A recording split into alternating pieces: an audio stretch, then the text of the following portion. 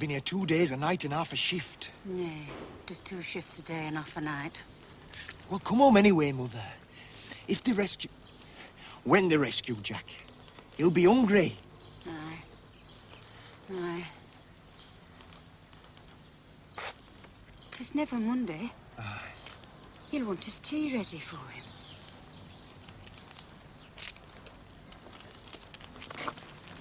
They always have honeycomb tripe federated of a Monday. Well, it's further to walk, but he'd like some federated tripe.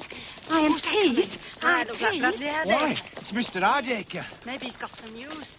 Is there any news, Mr. Hardacre? Oh, lad, the middle order's totally collapsed. Oh. They're no among our tail now.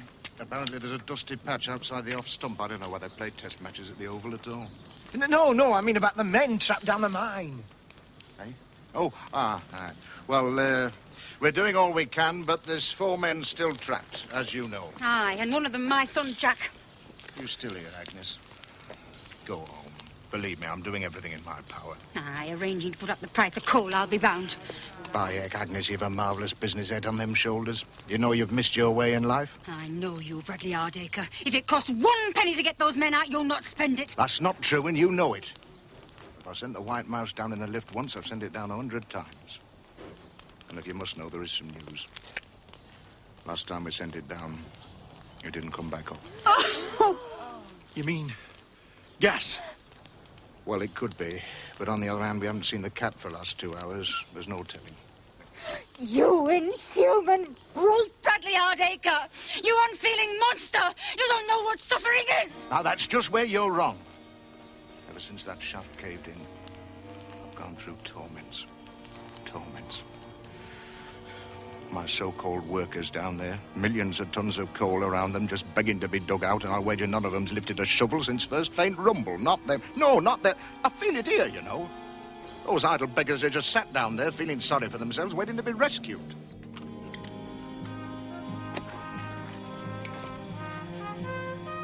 You sure you're not playing Arthur? Because we can dig you out if you fancy a game. No, I'm unlucky at cards.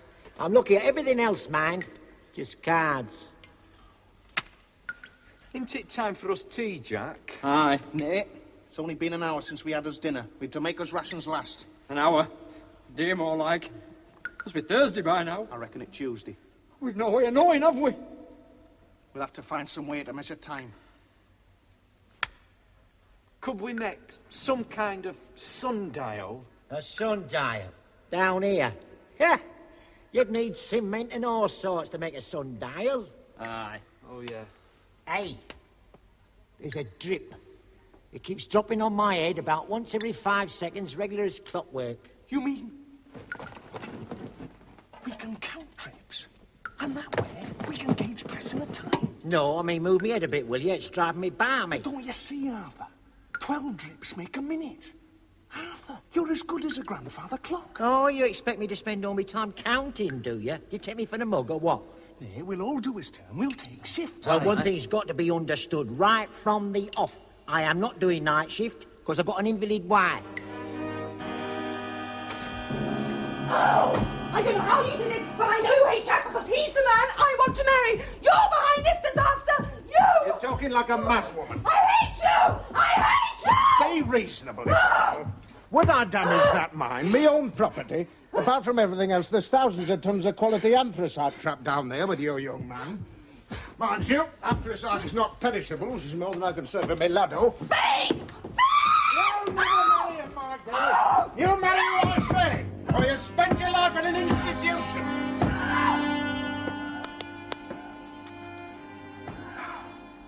I tell you, Doctor, he intends to have Isabel certified. Certified on what grounds? On the grounds that she wants to marry a minor. This Jack Fairchild. Oh, aye, well, the lusting of the flesh can turn the head. I must tell you frankly, Lady Patience, that behind most forms of madness lies a disorder in the sexual... well, possibly there's nothing orgasmically wrong, or organically wrong, fundamentally wrong, you understand. She's just not getting the right kind of sleep. It could be hereditary, Doctor. I'm not getting it either. Oh, you think you've got problems. The thing is, I have an infallible method of testing the balance of the mind in this regard by means of word association. Word association, Doctor? I say a word, and you, assuming you are the patient, say the first word that comes into your head.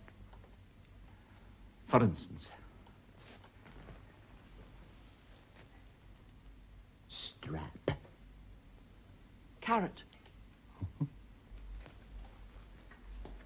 Buckle. Cucumber. Thong. Marrow. Handcuff. Lighthouse. Manacle. Eiffel Tower. Horsewhip. Empire. State. Building. Train. Tunnel. Piston. Valve. Train. Tunnel. Piston. Valve. Train. Tunnel. Piston. Valve. Communication. Cord. Penalty. £5. And worth every penny.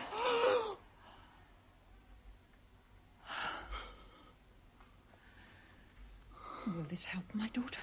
I do believe it will, Lady Patience. It certainly seems to have helped me. I feel better than I have for months. You're not coming to Cambridge with me? What do you mean? Well, like I said, Mr. Morris, my brother's tracked down your father's mine. Yes, and? And my dad, he got blown up in your father's factory and he's in hospital. Well? Well, don't you see how it is, Mr. Morris? Oh, yes. Yes, I see. I see that one or two members of your family have as little regard for my father's property as you have for my feelings. I've made arrangements, you know. But you see, I've to be the man of the family now, Mr. Morris. The man of the family. What, did you hear that, Hesketh? You're just a silly boy. A pretty boy, admittedly, but then Hesketh has said all along that your looks are not the kind that last. And there's my mother, you see. Have my rooms entirely draped in crepe de chine. Well, I've laid in stocks of vellum in the most amusing shade of lavender just for you to write on. Well, I've even bought you your own egg cup for our breakfast table. I was going to give it to you tonight, but some other little boy will have it now. You don't understand, Mr. Morris. How could you understand? But like my Uncle Lawrence says, our rough working class ethic demands that I must shoulder thod as my father and brother have lain down. I mun put away my little pencil in top drawer at dresser where my mam keeps family treasures and the postage stamp we keep by us for emergencies. Oh, I may take it down sometimes on Sundays or high holidays. Aye, and happen I'll sharpen it. Just sharpen it maybe and think of you and Cambridge and what might have been. Any road, I've summed it up, and I think I might say rather beautifully in my last poem as a poet. I don't want your poem. Your poems are rotten. Oh, you don't mean that, Mr. Morris. You're just upset. Any road, now for me poem. They are not long, the days of dandelion and burdock. Out of a misty dream we see the muses form and clutch at a frock. And then, alas for art, run out of steam. Rotten. Rotten. Rotten. Rotten! Hesketh wants to puke!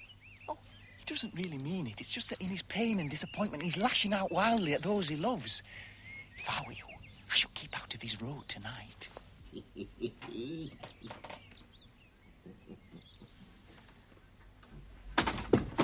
It's all in hand, Father. I've set the men to driving the shaft as you ordered. I must point out, Father, that this new shaft you're driving to rescue these trapped miners will pass dangerously close to the cottage hospital where you spent those unhappy childhood years. In fact, it'll pass almost directly underneath it. Eh? No, you've misread the chart.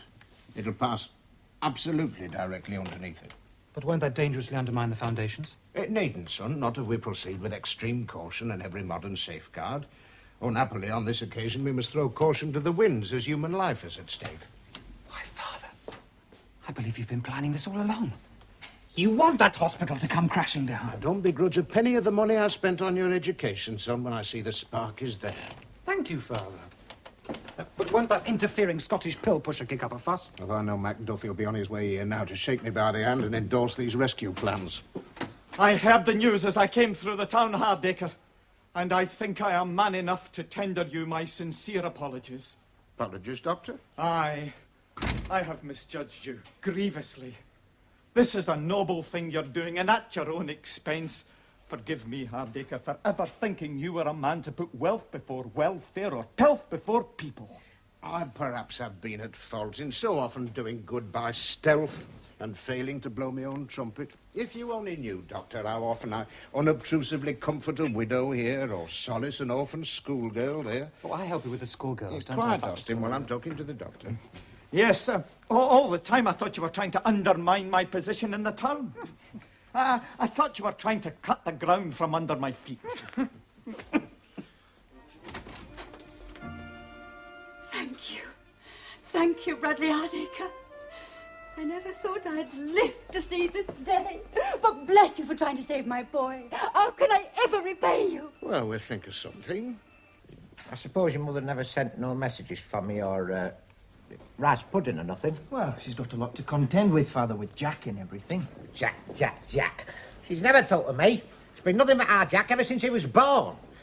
I mean, well, he's down that mine, yes, but he might be perfectly all right, whereas I'm lying here in hospital and we know I've got a bad foot. Oh, about the foot, Father. Will you be getting compensation? I'll be getting best compensation going. Compensation of knowing that come next war, British Tommy will go into battle with the Hardacre anti-tank boat, what I helped to perfect. Aye. You don't begrudge your toe or two when you've had an hand in a British triumph like that. You mark my words, lad. It next lot, when Tommy puts boot in, Johnny Frenchman's going to know where it hurts. Oh, you think it'll be the French next time, dear Father? Oh, aye, certainly. The Frenchman's your proper foe, lad. Last lot were a mistake, trick of the light. I know for a fact that Kaiser Wilming wrote a very nice letter to Mr. Hardacre explaining how it all came about by mistake. You see, where we went wrong was we turned left instead of right when we got across channel. Can't as they drive up to the side of the road. And how was we to know that? You know, I do enjoy these little talks of ours, son. That's what I'm missing here, is a good conversation, because most of this lot is half daft, you know. Brought you a dumpling, Mr. Fairchild. How do, Miss Hardacre? Don't say pretty things to me, Matthew. They make me feel all funny inside. And now you're going away. But I'm not going away. Not now. You're not? I'm talking about, I think I know where design went wrong. And the solution is a clog iron. Ah, that surprises you, doesn't it? Aye, like this here. I cannot hide it any longer. I love you. Oh, I should not have spoken. How wretched I would have been if you hadn't spoken to me, Matthew. Don't you know? I love you. Oh, Miss Charlotte. It had one modified, of course, but notice they couldn't handle it foundry. Yes. Great news, old chum. Ask me, don't you want to know? We've almost reached your brother and his sooty pals. They'll have them out in no time, and we can go to Cambridge together. Matt. Charlotte, put him down. Sorry, Mr. Morris. Something's cropped up. Oh, ungrateful wretch. After all I would have done for him. You see, it's definitely a clog iron. What? Oh, Mr. Morris, I said, what you want is a clog iron, only more bent. Shut up, you foul little man. Shut up! Shut up! Shut up! Do you know, you have a definite look of your father about you when you do that. And what is so entrancing about the view, my dear? If you must know, I'm looking at the hovel I live in, down there among those mean streets and huddled roofs. Ah, there's a lot of unfairness in this life.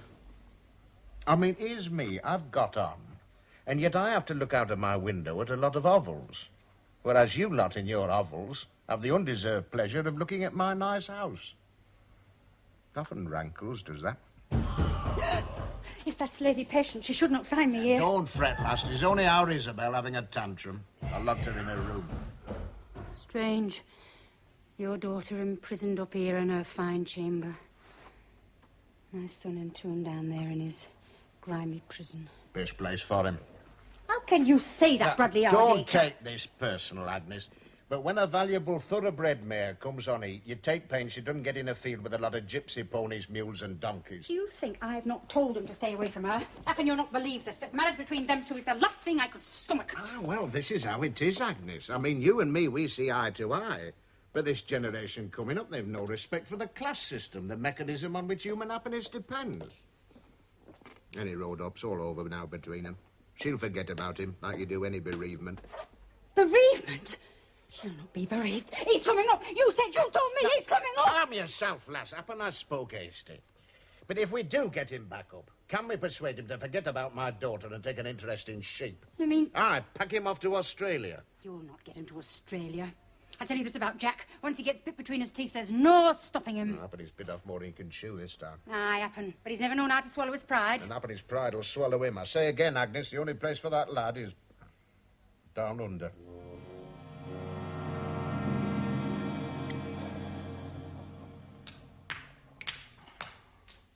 Quiet. Quiet. Hey! They're through to us, they're through. Lads, can you hear me? Aye, we hear you. There's 4 of us. We're a rod and a half from you, lads. We're saved. Hey! A rod and a half. Unfortunately, we've only half the rod with us, so you'll have to work it from your side. Come on, lads. Hang about, lads. Don't be mugs all your lives. What do you mean, Arthur? Well, before I go waltzing out of here, I want certain guarantees, such as and to wit, namely, time and half for supernumerary shifts worked after the first normal shift or part shift work. He's got a point. That's right. I've hardly started. There's unsocial hours. And I tell you, there's a whole new ball game when it comes to settling the rate for trapping time. Trapping time. Aye, Arthur's right. It's what we've always wanted. We've got Bradley Hardacre over the barrel. Now, my dear, I must warn you that in the course of this diagnostic session, you may use words or expressions proceeding from your subconscious mind, which may shock the non-medical person, such as your mother. It might be better, Lady Patience, if you were to leave us alone, possibly locking the door behind you as a contraception. Precaution. No, I'll stay. It is a mother's duty. I'm having nothing to do with this. It's just silly. Isabel, my dear, you must submit to Dr. Macduff's attentions. It's the only way to prevent your father committing you to an institution. Oh! Well, then get on with it. And now, I have just explained that I will... Yes, just give me a word. Apple? Pillar box. Grapefruit? Lighthouse. Gourd? Blackpool Tower. Melon? Eiffel Tower. Beach ball? Empire State Building. Zeppelin? Leaning Tower of Pisa. Oh, train, tunnel, piston, valve. No ticket. Shame. Disgrace. Struck off. Well, Doctor, what is your verdict? Your daughter, Lady Patience, is as normal and healthy as you and I. I bet Bradley Hardacre's sweaty now. There's nothing you can do to get us out of here till we're good and ready. What was that? Can you give me a hand? Eh? Can somebody take these? Inspiration songs and ballads. 101 pure gems for piano and voice. Now! Where's your piano? I suppose you lost all your furniture in the rockfall. Still, we can make do. 'Tis Hardacre's last, young Miss Charlotte. They said they were nearly through to you, but then activity on your side suddenly ceased, and I was the only one slim enough to wriggle through. And as you see, I had to take my blouse off to do it. So, by the way, I hope nobody needs any bandages. Oh, me leg. Hold her up, Arthur. There's nothing wrong with him, Miss Charlotte. No, it's just his spirits are low. What you brave boys need is something to give you a lift for that one last effort. And I know the very thing. The coal miner's classic. Keep the home fires burning. So don't be shy. Deep breath. 1, 2, 3. Keep the home fires burning, though your hearts are yearning. 1,480 yards of tunnel at £3.19 and 8 farthing a yard. That's 3, 4... Father! Shut up, Austin. I'm trying to work out the cost of this operation. It's a bloody fortune. But the good news is, Father, there's 700 yards you don't need to dig. I know we don't need to, but we have to make it look like a rescue tunnel. Well, that's the bad news, Father. Lambs. We don't need a rescue tunnel. They're rescued. Charlotte has crawled along the old shaft. Have we got underneath that damned hospital yet? Still 50 yards short, Father. That half-witted girl, that daughter of mine. I know exactly where we went wrong. Was buying her that little nurse's outfit for her 5th birthday. Her mother's idea, I may say, not mine. She's bringing the men up even as we speak, Father. Well, don't just stand there. Get down there and make sure Jack Fairchild doesn't come up with the others. You mean? That's exactly what I mean. Show me the way to go home. I'm tired and I want to go to bed. That's it. Time I got home to wife. Hey, what about trapping time? Nothing's to life than trapping time. Home comforts, for instance. Oh, I know what you mean. Well, it's years since I took any interest in that. Years. Bloody years. By heck. Now I know what they mean by a rousing chorus. I'll have to get home. That's it, boys. You'll soon be home with your wives and sweethearts, and they'll be tucking you up in your own little beds with a cup of cocoa. Oh! That's it. After you, Miss Charlotte.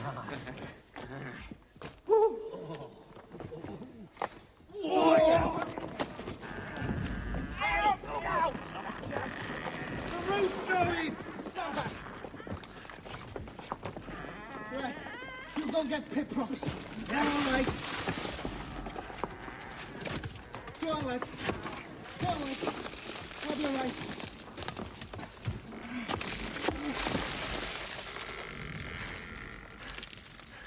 Why is it? I do believe it is Jack Fairchild. Oh, Mr. Austin. Fancy seeing you here. I may say, Jack, I think you've done a hero's job.